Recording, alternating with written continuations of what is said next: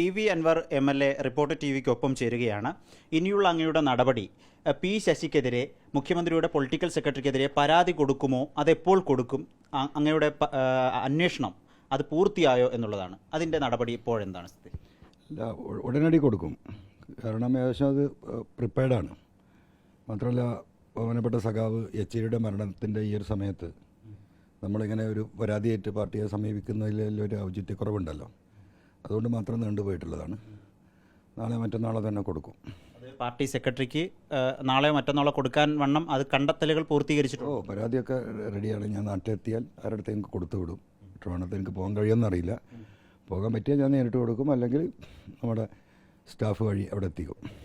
ഈ അങ്ങ് ഉന്നയിച്ച പി ശശിക്കെതിരെ ഉന്നയിച്ച ഗുരുതരമായ ആരോപണങ്ങൾ, ആ ആരോപണങ്ങൾക്ക് പാകമായ തെളിവുകൾ ലഭ്യമാണോ? സ്വാഭാവികമല്ലേ. അപ്പോൾ ഒരു തെളിവില്ലാതെ ഒരു പൊളിറ്റിക്കൽ സെക്രട്ടറിയെക്കുറിച്ചൊക്കെ ഇങ്ങനെ അപരാധം പറയാൻ പറ്റില്ലല്ലോ. അപ്പോൾ സ്വാഭാവികമായിട്ടും എനിക്ക് പറയാനുള്ള കാര്യങ്ങൾ കൃത്യമായി എഴുതി അതിൻ്റെ സപ്പോർട്ടിങ് ഡോക്യുമെൻറ്റ്സ് അടക്കം ഞാൻ പാർട്ടിക്ക് കൊടുക്കും. ഇപ്പോൾ വന്നിരിക്കുന്ന വലിയൊരു ചർച്ച, ആരോപണവും DCC പ്രസിഡന്റ് മുഹമ്മദ് ഷിയാസുമായി ബന്ധപ്പെട്ടുള്ളതാണ്. അങ്ങ് ഒരു വക്കീലിനെ ആക്രമിക്കും എന്ന് പറയുന്നു, മലിന ജലം ഒഴുക്കുമെന്ന് പറയുന്നു, അതിനെതിരെ മറുപടി വരുന്നു. എൻ്റെ ആദ്യ ചോദ്യം, അങ്ങനെ നിയമം കയ്യിലെടുക്കാൻ ഒരു MLAക്ക് കഴിയുമോ? അല്ല, നിയമം എപ്പോഴാണ് കയ്യിലെടുക്കുക അത് നമുക്കതിനെക്കുറിച്ച് പറയാം. അതവിടെ നിൽക്കട്ടെ. ഏത് DCC പ്രസിഡൻ്റാണ് പറഞ്ഞ്? മുഹമ്മദ് ഷിയാസാണ്. അങ്ങ് എറണാകുളത്ത് എത്തിയാൽ തിരിച്ച് കാലുകൊണ്ട് തിരിച്ചു പോവില്ല എന്നുള്ളതാണ്. ഞാൻ കണ്ടു. അതായത് കോൺഗ്രസിൻ്റെ വെട്ടുകത്തി അല്ലേ. അതായത് ഒരു ഗുണ്ടയെ, VD സതീശൻ ഒരു ഗുണ്ടയെ DCC പ്രസിഡൻ്റാക്കിയിരിക്കുകയാണ്. ഇവൻ്റെ ചരിത്രമൊക്കെ എറണാകുളത്തിലെ കോൺഗ്രസ്സുകാർക്ക് അറിയും, മനസ്സിലായില്ലേ? അപ്പോൾ ഒരു ഗുണ്ടക്ക് ഒരു വെട്ടുകത്തിക്ക് കൊടുത്ത് അവിടെ നിർത്തിയാൽ സതീശൻ്റെ കാര്യങ്ങളൊക്കെ നടക്കും. ഒരു പ്രശ്നം വന്നു കഴിഞ്ഞാൽ എന്താണ്, ഒരു ജില്ലാ കോൺഗ്രസിൻ്റെ പിന്തുണയുണ്ട് എന്ന് വരുത്തി തീർക്കാം. അതുപോലെയുള്ളൊരു ഊളയാണ് അവനെ പറിച്ചൊന്നും ഞാൻ പറയേണ്ട കാര്യമില്ല. അത് എറണാകുളത്തെ കോൺഗ്രസ്സുകാരോട് നിങ്ങൾ ചോദിച്ചാൽ അറിയും. അവൻ്റെ ഒരു ചരിത്രം ഞാൻ ഇത് കണ്ടതിന് ശേഷം ഞാനിതിൽ പ്രതികരിക്കേണ്ടെന്ന് ഉദ്ദേശിച്ചാൽ ജനങ്ങൾ തന്നെ അതിന് മറുപടി പറയുന്നുണ്ട്. ഞാനൊരു കോൺഗ്രസ്സുകാരനായിരുന്നല്ലോ. എറണാകുളത്തേക്ക് ഒരുവിധം പാരമ്പര്യമുള്ള കോൺഗ്രസ്സുകാരെയൊക്കെ നമുക്കറിയും. ഞാൻ 2004, 2005 അത് കഴിഞ്ഞിട്ടാണ് DIC കഴിഞ്ഞിട്ടാണ് കോൺഗ്രസിൽ നിന്ന് വിട്ടു നിൽക്കുന്നത്. അതുവരെ അവനൊന്നും ചിത്രത്തിൽ പോലും ഇല്ല. അപ്പോൾ ഞാനിപ്പോൾ അവിടെ എറണാകുളത്ത് വിളിച്ചവനെ കുറിച്ച് കൂടുതൽ ഡീറ്റെയിൽസ് അന്വേഷിക്കുമ്പോൾ DCC പ്രസിഡൻ്റാണ് ഞാൻ അങ്ങനെ അന്തം വിട്ടു. ഏതായി ചങ്ങാതി, നമ്മൾ എറണാകുളത്ത് ഒരിക്കൽ പോലും കാണാത്തൊരു മുഖം എന്ന് അന്ന് ആലോചിച്ചതാണ്. അപ്പോൾ എറണാകുളത്ത് ഒരുപാട് മഹാന്മാരായ ആളുകൾ ഇതിന് എന്താ പറയുക, ജില്ലാ കോൺഗ്രസ് കമ്മിറ്റി പ്രസിഡൻ്റാകാൻ യോഗ്യതയുള്ള ഒരുപാട് ആളുകളുണ്ട്. അജയ് തറയിലുണ്ട്, പൗലോസേട്ടനുണ്ട്, ടോണി ചിമ്മിനിയുണ്ട്, ജമാൽ മണക്കാടുണ്ട്, അങ്ങനെ തുടങ്ങിയിട്ട് ഒരുപാട് പാരമ്പര്യമുള്ള എറണാകുളത്തിൻ്റെ ഇൻ ആൻഡ് ഔട്ട് അറിയുന്ന, കോൺഗ്രസിനെ അറിയുന്ന ആളുകളുണ്ട്. ഇവരെയൊക്കെ മറികടന്നുകൊണ്ട് ബൈപ്പാസ് ചെയ്തുകൊണ്ട് ഒരു വെട്ടുകത്തിയെ കൊണ്ടുവന്ന് അവിടെ നിർത്തിയത് അന്ന് തന്നെ ആലോചിച്ചത്. അതിൻ്റെ ബാക്കി പത്രമാണിത്. അപ്പോൾ ഇവനെ സംബന്ധിച്ച് ഞാനിങ്ങനെ അന്വേഷിച്ചപ്പം ഇവൻ ഒറ്റക്കത് പറയാൻ അവന് അത്ര ഒരു എളുപ്പമുണ്ടാവില്ല. അപ്പോൾ അന്വേഷിച്ചപ്പോഴാണ് ഇവന് ഈ പറയുന്ന അജിത് കുമാറിൻ്റെ മറ്റൊരു ഗഡിയാണ്. അത് കുമാറുമായി സൗഹൃദം, അവിശുദ്ധ ബന്ധം ഉണ്ട് എന്നാണോ ആരോപണം? ഉണ്ട്. അതിപ്പോൾ തന്നെ പറഞ്ഞുതരാം. തെളിവടക്കം പറയാൻ പോവാണ്. അതല്ലേ ഇതിൻ്റെയൊക്കെ കാര്യം. ഇവനൊക്കെ അത് പറയുമ്പോഴേക്ക് ആരൊക്കെയാണ് ഇതിൻ്റെ പിന്നിലെന്ന് നമുക്ക് മനസ്സിലാക്കാമല്ലോ. 2014-15 നമ്മുടെ മെട്രോൻ്റെ വർക്ക് എറണാകുളത്ത് നടക്കുന്നത്. എറണാകുളത്തെ MG റോഡിലുള്ള സഫയർ ഹോട്ടൽ എല്ലാവർക്കും അറിയുന്ന, പഴയ കാലത്തെ മലബാറിലെ ഫുഡ് കിട്ടുന്ന നല്ല റെസ്റ്റോറൻറ്റാണ്. ആ കെട്ടിടം വഴിയാണ് മെട്രോ കടന്നു പോകുന്നത്. അപ്പോൾ ആ കെട്ടിടത്തിലെ വാടകക്കാരന് ഇത് ഒഴിഞ്ഞു കൊടുക്കാൻ തയ്യാറായില്ല. ഈ കെട്ടിട ഉടമ എന്ന് പറയുന്നത് പറവൂരിലെ അന്നത്തെ മണ്ഡലം കോൺഗ്രസ് കമ്മിറ്റിയുടെ പ്രസിഡൻറ്റ് എന്താ പറയുക, കാനൂസ് എന്ന് പറയുന്നവൻ്റാണ് ഈ കെട്ടിടം. അപ്പോൾ ഇവരെ ഹോട്ടൽ നടത്തിപ്പുകാരനെ ഒഴിവാക്കിയെങ്കിൽ ഈ ബിൽഡിങ് അവർക്ക് സ്ഥലം കൈമാറാൻ സാധിക്കുള്ളൂ, എങ്കിലേ അവർക്ക് പൈസ കിട്ടുള്ളൂ. അതിന് നല്ലൊരു ഗുണ്ടാ സംഘത്തെ VD സതീശൻ തന്നെ, കാരണം ഈ കാനൂസിൻ്റെ വാപ്പയാണ് അവിടുത്തെ പറവൂരത്തെ പ്രസിഡൻറ്റ്, നല്ല ബന്ധമുണ്ട്. ഇവനും എന്താ പറയുക, കാനൂസും സതീശൻ്റെ ഈ പറഞ്ഞതുപോലെയുള്ള ഒരു അനുയായിയാണ്. അങ്ങനെ 50 ലക്ഷം രൂപക്ക് കൊട്ടേഷൻ കൊടുക്കുകയാണ്. ആർക്ക്? കെട്ടിടം ഒഴിപ്പിക്കാൻ, ബലമായിട്ട് ഒഴിപ്പിക്കാൻ വേണ്ടിയിട്ട് കൊട്ടേഷൻ കൊടുക്കുന്നത് ഈ ഇപ്പോഴത്തെ DCC പ്രസിഡന്റ് എന്ന് പറഞ്ഞ ഈ ഷിയാസിനാണ്. അവൻ ആളുകളെ കൂട്ടി രാത്രി മെട്രോ, അവിടുത്തെ തൊഴിലാളികളുടെ ഡ്രസ്സ് ഉണ്ടല്ലോ, ആ ഡ്രസ്സ് ഇട്ട തൊഴിലാളി ഇവനടക്കം പോയി അവിടെ ഇവരെ അടിച്ചു ഓടിച്ചാണ് ഈ ആ ബിൽഡിങ് അവിടുത്തെ കച്ചവടക്കാരെ ഒഴിവാക്കിയെടുക്കുന്നത്. ഇതെല്ലാവർക്കും അറിയാം, അന്ന് വാർത്തകളൊക്കെ വന്നാ. അന്ന് ഇത് വലിയ വിഷയമായി. ഒരു വലിയ സംഖ്യകൾ ഈ പറയുന്ന ഹൈബി ഈഡൻ്റെ വൈഫിൻ്റെ അക്കൗണ്ടിലേക്ക്, ഈ പറയുന്ന ഷിയാസിൻ്റെ അക്കൗണ്ടിലേക്കൊക്കെ എന്താ പറയുക ബാങ്ക് ട്രാൻസ്ഫർ ചെയ്ത് കൊടുത്താണ്. ആ വാർത്തകൾ പുറത്തു വന്ന് ഇവർ ഈ ഹോട്ടൽ നടത്തിയിരുന്നവൻ ഷിയാസിനെ ഒന്നാം പ്രതിയാക്കിയിട്ട് പരാതി കൊടുത്തു. കേസ് വരുന്ന ഘട്ടം വന്നു. അന്ന് അവിടുത്തെ IG ആണ് ആര്, ഇപ്പോൾ നമ്മുടെ മേൽകഥാപാത്രമായ അജിത് കുമാർ. അജിത് കുമാറിനെ ഇവർ സ്വാധീനിച്ച് വലിയൊരു പണം കൊടുത്താണ് അന്ന് കേസിൽ നിന്ന് ഇവൻ ഒഴിവാകുന്നത്. അങ്ങനെ പണ്ടേ ഗുണ്ടാപ്പണി എടുത്ത് നടക്കുന്ന ഒരു അജിത് കുമാറുമായൊരു ബന്ധം ഷിയാസിനുണ്ട്. അതിപ്പോൾ എറണാകുളത്ത് നിങ്ങൾ അന്വേഷിച്ചാൽ അറിയാം. നിങ്ങൾ റിപ്പോർട്ടറോട് എറണാകുളത്ത് അന്വേഷിക്കാൻ പറയും. അവിടെ ഒരു മുതിർന്ന 10 കോൺഗ്രസ്സുകാരോട് ചോദിച്ചാൽ ഈ കാര്യം അറിയും. മനസ്സിലായോ? പിന്നെ ഇവിടെ ഇരുന്നിട്ട് ഇങ്ങനെ BJPക്ക് വേണ്ടിയിട്ട് ഈ പറയുന്ന ഈ വക്കീലിന് വേണ്ടിയിട്ട് സംസാരിച്ചവൻ എന്തിനാന്നുള്ളത് കേരള ജനത കണ്ടതാണ്. അപ്പോൾ അതിൽ കാല് വെട്ടും എന്നാണ് ദ്വയാർത്ഥം. ഞാൻ കാല് വെട്ടുമെന്ന് പറഞ്ഞ് ഞാൻ കണ്ടു. അതുകൊണ്ട് ഇപ്പോൾ ഞാൻ എറണാകുളത്തേക്കാണ് സത്യത്തിൽ എനിക്കിന്ന് രാത്രി പോകേണ്ടത് ഡൽഹിയിൽ നിന്ന്. ഞാൻ ഇപ്പോൾ പേടിയുണ്ട് കോഴിക്കോട്ടേക്ക് ടിക്കറ്റ് എടുത്തിരിക്കുകയാണ്. കാരണം എയർപോർട്ടിൽ എന്ത് വല്ലതും ഇറങ്ങിയാൽ എന്തും ചെയ്യാൻ പറ്റും. അപ്പോൾ 2 കാല് ഓർഡർ ചെയ്യാൻ വേണ്ടി പറഞ്ഞിട്ടുണ്ട് ഞാൻ. ഇതിപ്പോൾ ഈ വെപ്പ് കാലുണ്ടല്ലോ, അങ്ങനത്തെ 2 കാല് ഓർഡർ ചെയ്യാൻ വേണ്ടി ഓഫീസിൽ വിളിച്ച് പറഞ്ഞിട്ടുണ്ട്. കാരണം ഇപ്പം വന്ന് വെട്ടിക്കൊണ്ടുപോകുന്ന ഇടതാണോ വലതാണോ അറിയില്ലല്ലോ. ഏത് കാലാന്ന് പറഞ്ഞാൽ പിന്നെ ഒരു കാല് വാങ്ങി വെച്ചാൽ മതി. അപ്പോൾ അത് പോട്ടെ. അതുകൊണ്ട് ഇനിയിപ്പോൾ എറണാകുളം വഴി കൂടി പോകാൻ കഴിയില്ല. MC റോഡ് വഴി തിരിഞ്ഞൊക്കെ തിരുവനന്തപുരത്തേക്ക് പോകേണ്ടി വരും. അത് നമുക്ക് നോക്കാം, അതവിടെ നിൽക്കട്ടെ. അപ്പോൾ ഇപ്പോൾ ഏറ്റവും ലേറ്റസ്റ്റായിട്ട് എറണാകുളം DCC സെക്രട്ടറി ഉണ്ട്, ഒരു സൗമ്യ.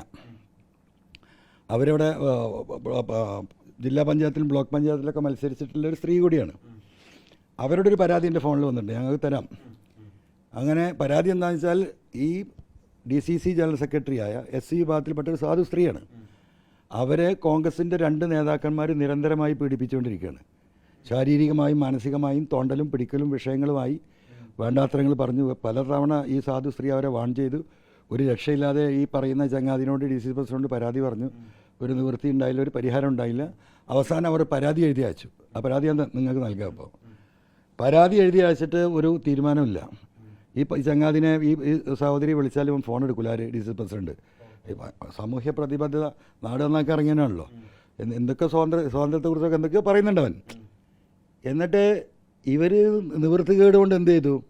സ്വകാര്യമായി DCC പ്രസിഡന്റിന് കൊടുത്ത ഈ മെയിൽ വഴി കൊടുത്ത പരാതി ഇവർ ബ്ലോക്ക് കോൺഗ്രസ് കമ്മിറ്റി പ്രസിഡന്റിനെടുത്ത് ഗ്രൂപ്പിലിട്ടു. ഇതൊക്കെ ഇപ്പോൾ 2 ആഴ്ച മുമ്പത്തെ കാര്യങ്ങളാണ്, 2-3 ആഴ്ച മുമ്പത്തെ കാര്യമാണ്. അങ്ങനെ സംഗതി പുറത്തായി, നിവൃത്തിയില്ലാതെയായി. അപ്പോൾ ഷിയാസിൻ്റെ 2 ലെഫ്റ്റ് ആൻഡ് റൈറ്റ് ഗുണ്ടകളാണ് ഈ പീഡിപ്പിച്ചിട്ടുള്ളത്. അതുകൊണ്ടാണ് ഈ ചങ്ങാതിയുടെ നടപടി എടുക്കാൻ തയ്യാറാവാത്തത്. പിന്നെ നടപടി എടുക്കേണ്ടവൻ്റെ കാര്യം ഞാൻ വേറെ പറയാം, കാര്യം ഷിയാസിൻ്റെ കാര്യം തന്നെ. അങ്ങനെ എന്തായി, നിർബന്ധിത സാഹചര്യം വന്നു. കഴിഞ്ഞ 18-ാം തീയതിയോ മറ്റോ കോതമംഗലം PWD റെസ്റ്റ് ഹൗസിൽ ഇവരെ വിളിച്ചു വരുത്തി, ഈ സ്ത്രീയെയും അവരുടെ ഭർത്താവിനെയും വിളിച്ചു വരുത്തി. ഷിയാസ് അവിടുത്തെ ഭാരവാഹികളെല്ലാം കൂടെ കൂടിയിട്ട് ഇത് ചർച്ച ചെയ്തു. ചർച്ച ചെയ്തപ്പം ഇവർ പറഞ്ഞു, ഒരു കാരണവശാലും ഞാൻ പരാതി പിൻവലിക്കണമെന്നാണ് ഇവരാവശ്യം. പരാതി പിൻവലിക്കുന്നത്. അപ്പോൾ പറഞ്ഞു, ഇപ്പോൾ അവിടെ ഏതോ 2 പഞ്ചായത്തിൽ ബൈ ഇലക്ഷനോ എന്തോ വരാൻ പോകുന്നുണ്ട്, കോടതിയിൽ നിന്നോ ഓർഡർ വരാൻ പോകുന്നു. അപ്പോൾ അവർക്ക് അനുകൂലമായ വിധി വരും. അപ്പോൾ അവിടെ പഞ്ചായത്ത് പ്രസിഡന്റ് ആവേണ്ടത് നീയാണ്. അതുകൊണ്ട് നിങ്ങളൊക്കെ ഇതിന്ന് ഇങ്ങനത്തെ കാര്യത്തിൽ പോകരുത്, പരാതി പിൻവലിക്കണം എന്നുള്ള സ്റ്റാൻഡ് ആരെടുത്തു? DCC പ്രസിഡന്റ് എടുത്തു. അപ്പോൾ അത് നടക്കില്ല എന്ന് പറഞ്ഞവർ. അവനെ പാർട്ടിയിൽ നിന്ന് പുറത്താകാതെ ഞാനിതിന്ന് പിന്മാറുന്ന പ്രശ്നമില്ല. അവർ ചോദിച്ച ചോദ്യമുണ്ട്. ഞാനിപ്പോൾ അവരും ആ സഹോദരിയായിട്ട് ഞാൻ സംസാരിച്ചു നേരിട്ട് ഫോണിൽ. അരമണിക്കൂറോളം ഈ കാര്യങ്ങൾ ഉറപ്പുവരുത്തിയിട്ടാണ് ഞാൻ നിങ്ങളോട് പറയുന്നത്. അപ്പോൾ അവർ പറഞ്ഞ കാര്യം, അവർ ഷിയാസിൻ്റെ അടുത്തൊരു ചോദ്യം ചോദിച്ചു, നിങ്ങളുടെ ഭാര്യ അടുത്താണ് വേറെ ആരെങ്കിലും ഇങ്ങനെ പെരുമാറിയിരുന്നെങ്കിൽ നിങ്ങൾ എന്ത് നിലപാടെടുക്കും? അത് പോട്ടെ പാർട്ടിയാണെന്ന് പറയോ എന്ന് ഈ സഹോദരി ഈ പറയുന്ന ഈ ചങ്ങാതിയോട് ചോദിച്ചു, ഈ ഷിയാസിനോട്. മനസ്സിലായോ? അതിന് മറുപടിയില്ല. അപ്പോൾ ആദ്യം കൂടെ നിർത്താൻ വേണ്ടിയിട്ട് പഞ്ചായത്ത് പ്രസിഡന്റ് ആക്കിത്തരാം, ഭാവിയിൽ നിങ്ങൾക്ക് ഭാവിയുണ്ട് MLA ആവും എന്നൊക്കെ തോന്നിക്കുന്ന രീതിയിൽ ഇവരെ സ്വാധീനിക്കാൻ ശ്രമിച്ചു. ആ സ്വാധീനിക്കാൻ ശ്രമിച്ചിട്ട് അവർ നിന്നില്ല. അതിന് നിൽക്കാതെ അവർ ശക്തമായി നിന്നപ്പം പിന്നെ ഒരു ഭീഷണി സ്വരത്തിലാണ് ഷിയാസ് സംസാരിച്ചിട്ടുള്ളത്. മനസ്സിലായില്ലേ? ഇത് നീയൊക്കെ പരാതിയായിട്ട് നടക്കുക, വരുന്നിടത്ത് വെച്ച് കാണാം എന്നുള്ളത്, നമുക്ക് കാണിച്ചു തരാം എന്നുള്ള ഒരു സ്വരത്തിലാണ് ഈ സ്ത്രീയെ പറഞ്ഞ് ഭയപ്പെടുത്തിയിരിക്കുകയാണ്. നിങ്ങൾ നേരിട്ട് പോയി അന്വേഷിക്കുക. ആ സ്ത്രീയോട് നിങ്ങൾ ചോദിക്കുക. എൻ്റെ അടുത്ത് ഇപ്പോൾ ഒരു 20 മിനിറ്റ് മുമ്പ് പറഞ്ഞ, അരമണിക്കൂർ മുമ്പ് പറഞ്ഞ കാര്യങ്ങളായി പറയുന്നത്. അതായത് പീഡന പരാതി പിൻവലിക്കാൻ ഷിയാസ് സ്വാധീനിക്കുക മാത്രമല്ല ഭീഷണിപ്പെടുത്തു. അല്ല, ഭീഷണി എന്ന് പറഞ്ഞിട്ടുണ്ടെങ്കിൽ കൊല്ലും ചല്ലുന്നല്ല, ഞങ്ങളൊക്കെ ഇവിടെ ഉണ്ടാവും, നമുക്കൊന്ന് കാണാം. അല്ല, അങ്ങനെ മതിയല്ലോ. അല്ല, നിന്നെ കൊല്ലുമെന്നൊന്നും പറഞ്ഞിട്ടുണ്ടാവില്ല. പറഞ്ഞിട്ടുണ്ടാവുമെന്ന് എനിക്കറിയില്ല, നിങ്ങൾ അവരോട് ചോദിക്കണം. അങ്ങനെ അവിടുന്ന് അവർ ഇറങ്ങിപ്പോന്നിട്ട് ഞാൻ ചോദിച്ചു, നിങ്ങളെന്ത് ചെയ്തു? ഇപ്പോൾ അവർ KPCCക്ക് പരാതി കൊടുത്തു. KPCC അത് അന്വേഷിക്കാൻ വേണ്ടി ഒരു കമ്മീഷൻ വെച്ചിരിക്കുകയാണ്. അതൊരാഴ്ച കൊണ്ട് അതിൻ്റെ അന്വേഷണ റിപ്പോർട്ട് കിട്ടും. KPCC നടപടി എടുക്കുമെന്നാണ് ആ സാധു വിചാരിക്കുന്നത്. അപ്പോൾ ഞാൻ അവരോട് പറഞ്ഞു, നിങ്ങൾ അത് ഈ കോൺഗ്രസ് നിങ്ങൾക്കറിയാലോ, ഇപ്പോൾ ഒരു മിനിറ്റ്, ഇപ്പോൾ കോൺഗ്രസിൻ്റെ തന്നെ വലിയ നേതാവ് കോൺഗ്രസ് വിട്ടുപോയിട്ട് എറണാകുളത്ത് സ്ത്രീകളുടെ അവസ്ഥ എന്താണ് കോൺഗ്രസിൻ്റെ അകത്ത് എന്നുള്ളത് അതിൽ പ്രവർത്തിക്കുന്ന എല്ലാവർക്കും അറിയാം. ആ കോൺഗ്രസിലേക്കാണ് അങ്ങേ ക്ഷണിക്കുന്നത്. ഈ പിണറായി വിജയനും ഈ പോലീസിനുമെതിരെ സംസാരിക്കുന്നെങ്കിൽ അത് ആത്മാർത്ഥമാണെങ്കിൽ കോൺഗ്രസിനൊപ്പം ചേരാനാണ്, രാജിവെച്ച് കോൺഗ്രസിലേക്ക് വരാനാണ് ഷിയാസ് പറയുന്നത്. ഈ സെപ്റ്റി ടാങ്കിലേക്കാണ് ഇവനെ പോലെയുള്ള ആളുകൾ. ഇതൊന്നും കോൺഗ്രസിൻ്റെ കുഴപ്പമില്ല. ഇതുപോലെയുള്ള വെട്ടുകത്തികളെ, സെപ്റ്റി ടാങ്കുകളെ കോൺഗ്രസിൻ്റെ ഉത്തരവാദിത്തപ്പെട്ട സ്ഥാനങ്ങളിൽ ഇരുത്തുകയാണ് ഈ സതീശനെ പോലെയുള്ളവർ. അതിൻ്റെ ദുരന്തം കോൺഗ്രസ് അനുഭവിച്ചുകൊണ്ടിരിക്കുകയാണ്. ഞാനൊന്ന് ചോദിക്കട്ടെ, എറണാകുളത്ത് ഈ പറയുന്ന 2-3 INTCക്കാർ, ഞാൻ ഇടയ്ക്ക് എറണാകുളത്ത് വരുന്നതാണല്ലോ, അവർക്ക് ഈ തൊഴിൽ നഷ്ടപ്പെട്ട് ചുമട്ട് തൊഴിലാളികളാണ്. ഈ സാധുക്കൾ എൻ്റെ അടുത്ത് വന്നു, നമ്മൾ പഴയ കോൺഗ്രസ്സുകാരൻ നിലക്ക് എനിക്കെല്ലാവരും ബന്ധപ്പെട്ടൊരു കോൺഗ്രസ്സുകാരൻ വിളിച്ച് പറഞ്ഞിട്ടാണ് അവരെൻ്റെ അടുത്ത് വരുന്നത്. ഇങ്ങനെ വന്ന് സാറേ ഞങ്ങൾ തൊഴിലൊന്നുമില്ല, ഇപ്പോൾ ചുമട്ട് തൊഴിലൊന്നുമില്ല, ആകെ പ്രശ്നമാണ്, ഒരു രക്ഷയില്ല. പലതവണ ഞങ്ങൾ നേതാക്കളെ കണ്ടു, DC പ്രസിഡന്റിനെ കണ്ടു, ഒന്നുമില്ല, എന്തെങ്കിലും ഒരു തൊഴിൽ ഏർപ്പാട് ചെയ്ത് തരണം എന്ന് പറഞ്ഞിട്ട് ഞാൻ എൻ്റെ ബന്ധം ഉപയോഗിച്ചിട്ട് ആ 3 ആൾക്ക് ഞാൻ തൊഴിൽ വാങ്ങിക്കൊടുത്തു. ഈ ചങ്ങാതിയൊക്കെ ഈ പറയുന്ന DCC പ്രസിഡന്റ് എന്നെതിരെ ഇപ്പോൾ ദേശീയ സ്വാതന്ത്ര്യ സമരമൊക്കെ പറഞ്ഞില്ലവൻ. തഴമ്പ് മാതാപിതാക്കളുടെയും വാപ്പാപ്പയുടെയും തഴമ്പ് കണ്ടിട്ട് ഇറങ്ങണ്ടെന്നാണ്. അപ്പോൾ എനിക്ക് അവനോട് പറയാനുള്ളത്, അവനിപ്പോൾ ആ മല ഇങ്ങനെ വടിച്ചിറക്കാൻ നോക്കിയല്ലോ, ആരെ ഈ വക്കീലിൻ്റെ ശങ്കറിൻ്റെ ആ വടിച്ച കൈ വന്നിട്ട് എൻ്റെ ചന്തിയിലെ തഴമ്പൊന്നും അവൻ തടവി വെക്കണ്ട. ആ വൃത്തികെട്ട ആ കൈയൊന്നും എൻ്റെ ശരീരത്തിൽ വെക്കാൻ അതിൻ്റെ യോഗ്യതയൊന്നും അവനില്ല, മനസ്സിലായില്ലേ? അപ്പോൾ അവനെ നാറിയിട്ട് അടുക്കാൻ വയ്യ എന്നാണല്ലോ ഇപ്പോൾ എല്ലാവരും പറഞ്ഞുകൊണ്ടിരിക്കുന്നത്. ഈ വക്കീലിനെ പ്രതിരോധിക്കാൻ എന്തുകൊണ്ടാണ് ഷിയാസ് ഇറങ്ങിയെന്ന് കരുതുന്നത്? എന്താ സംശയം? VD സതീശന് വേണ്ടിയിട്ട്, അജിത് കുമാറിന് വേണ്ടിയിട്ട്. VD സതീശനെ എന്നും പ്രൊട്ടക്റ്റ് ചെയ്യുന്ന പണിയാണല്ലോ ഈ ജയശങ്കറിന്, അല്ലേ? എപ്പോഴും അതാണുള്ള രീതി. ഈ ജയശങ്കറും താമസിക്കുന്ന ആലുവയിലെ ദേശത്തിന് ഒരു 50 മീറ്റർ അപ്പുറത്താണ് VD സതീശൻ്റെ ഭാര്യ വീട്. ഇവിടെയാണ് ഈ കാര്യങ്ങളുള്ളത്, മനസ്സിലായോ? അത്ര അടുത്ത ബന്ധമാണ്. വൈഫുമായിട്ട് ബന്ധുത്വമുണ്ടോ എന്നൊരാൾ പറഞ്ഞു. ഞാൻ പറഞ്ഞു എനിക്കത് ഉറപ്പില്ല, നിങ്ങൾ പരിശോധിച്ചിട്ട് പറ. അപ്പോൾ അത്ര ബന്ധമാണ് VD സതീശനും ഈ ജയശങ്കറും തമ്മിൽ. അപ്പോൾ ജയശങ്കറിനും വേണ്ടിയിട്ടാണ് ഇപ്പോൾ ഇവൻ രംഗത്ത് ഇറങ്ങിയിരിക്കുന്നത്, അജിത് കുമാറിന് വേണ്ടിയിട്ടാണ് ഇവൻ രംഗത്ത് ഇറങ്ങിയിരിക്കുന്നത്. ഇതൊക്കെ ഒറ്റ കോക്കസാണ്. അപ്പോൾ ഇതിൻ്റെയൊക്കെ പിന്നിൽ നമുക്കറിയാലോ, RSS ബന്ധം എൻ്റെ പേരിൽ അവരോധിക്കുമോ, അല്ല സോറി, RSSുമായി CPMൻ്റെ ബന്ധം അവരോധിക്കുമോ? ഏറ്റവും കൂടുതൽ RSSകാരായിട്ട് ഒട്ടിച്ചേർന്ന് നിൽക്കുന്നത് ഈ സതീശനും ഇവരുമാണ് ഒരു വിഭാഗം എന്നുള്ളത് നമുക്ക് നന്നായിട്ട് അറിയുന്നതല്ലേ. ആ സെപ്റ്റി ടാങ്കിലേക്ക് അല്ലേ എന്നെ ക്ഷണിക്കുന്നത്. ഈ ആരോപണങ്ങളൊക്കെ ഏകദേശം പറഞ്ഞു കഴിഞ്ഞു. ഞാൻ പൊതുവിൽ ഉയർന്നു വരുന്ന പ്രതിപക്ഷം ഉയർത്തുന്നൊരു വിമർശനമാണ് ഈ മാലിന്യം എടുത്ത് ഒരാളുടെ ദേഹത്ത് ഒഴിക്കും എന്ന് പറയുമ്പോൾ അതൊരു നിയമവ്യവസ്ഥയെ വെല്ലുവിളിക്കലാകുന്നില്ലേ എന്നുള്ളതാണ്. അതിലെന്താണ് നിയമവ്യവസ്ഥയെ വെല്ലുവിളിക്കുന്നത്? നമുക്ക് അവനെ കൊണ്ടുപോയിട്ട് ചന്ദനം പൂശാൻ പറ്റുമോ? ഇതുപോലെ ഒരു സെപ്റ്റി ടാങ്കിൽ കൊണ്ടുപോയിട്ട് എന്താ പറയുക, സെപ്റ്റി ടാങ്കിൽ ഈ പറയുന്ന മാലിന്യം തന്നെ കൊണ്ടുപോയിട്ടുള്ളൂ. ആരെങ്കിലും ചന്ദനം കൊണ്ടുപോയിടുമോ? അതിലെവിടെയാണ് നിയമവ്യവസ്ഥ ലംഘനം? MLA ആവുമ്പോൾ MLA അത് ഞാൻ പണ്ടേ നിങ്ങളോട് പറയാറുണ്ട്. MLA എന്ന 3 അക്ഷരം വെച്ചുകൊണ്ട് എന്നെ അളക്കാൻ നിൽക്കണ്ട, മനസ്സിലായില്ലേ? എന്നെ ഒരു സാധാരണ പൗരനായിട്ട് നിങ്ങൾ ഈ വിഷയത്തിൽ കണ്ടാൽ മതി. ഞാനൊരു MLA എന്ന നിലക്ക് മാത്രമല്ല ഇപ്പോൾ ഈ പോരാടുന്നത്, ഈ നാട്ടിലൊരു സാധാരണക്കാരനായ പൗരൻ എന്ന നിലക്കാണ്. അത് ഇങ്ങനെയൊക്കെ വിമർശനം വരുമ്പോഴും ആ പറഞ്ഞത് പിൻവലിക്കുന്നില്ല മാത്രമല്ല, ഇനിയും പറഞ്ഞാൽ ഈ പറഞ്ഞ പണി എന്നെ കൊണ്ട് ചെയ്യിക്കരുത്.